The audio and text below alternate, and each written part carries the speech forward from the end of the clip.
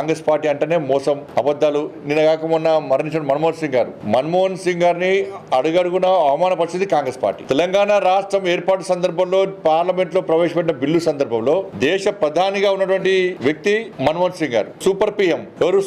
సోనియా గాంధీ గారి పేరు చెప్తున్నారు తప్ప మన్మోహన్ సింగ్ గారి పేరు ఇద్దరు కాంగ్రెస్ పార్టీ చెప్తలేదు. బీఆర్ఎస్ పార్టీలు కూడా అప్పుడు సోనియా గాంధీ గారి పేరు చెప్పి తప్ప మన్మోహన్ సింగ్ గారి పేరు చెప్తలేరు. ప్రధానమంత్రిగా ఉన్న వ్యక్తి ప్రముఖమైన వ్యక్తి ఉంటారా? ఆయన ప్రాధాన్యం ఇస్తారా?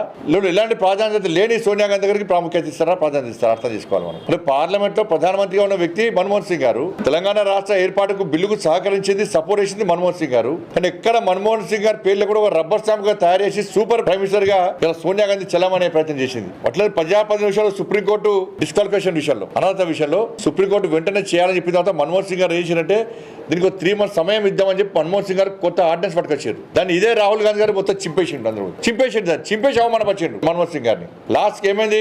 ఆయన చింపేసిన పేపర్లే వయనాడు విషయంలో ఆయన మెడకలు చుట్టుకునేది. ఇలా సుప్రీంకోర్టు తీర్పిస్తే మళ్ళీ కోర్టుకు వెండి. ఇలా కేవలం మన్మోహన్ సింగ్ నే కాదు, పివి నరసింహారావు గారిని అంత్యక్రియలు చేయకుండా ఎట్లా అవమానపరిచారు, మాజీ ప్రధాని విపి సింగ్ గారిని ఇలా ఢిల్లీలో అంత్యక్రియలు జరగకుండా ఏ విధంగా అవమానపరిచారు, ఇవన్నీ కూడా అవమానపరచడమే కాంగ్రెస్ పార్టీ యొక్క ఆనవాయితీ. ఇలా మన్మోహన్ సింగ్ గారికి కేంద్ర ప్రభుత్వం సరైన గౌరవం ఇచ్చింది. ఒక దేశ మాజీ ప్రధానిగా ఆయన సేవలను గుర్తించే ఇలా కేంద్ర ప్రభుత్వం సహకరిస్తున్నది. కాంగ్రెస్ పార్టీ మాత్రం మన్మోహన్ సింగ్ లాంటి వ్యక్తులను అనేక సందర్భాల్లో అవమానించిన విషయం వాస్తవం.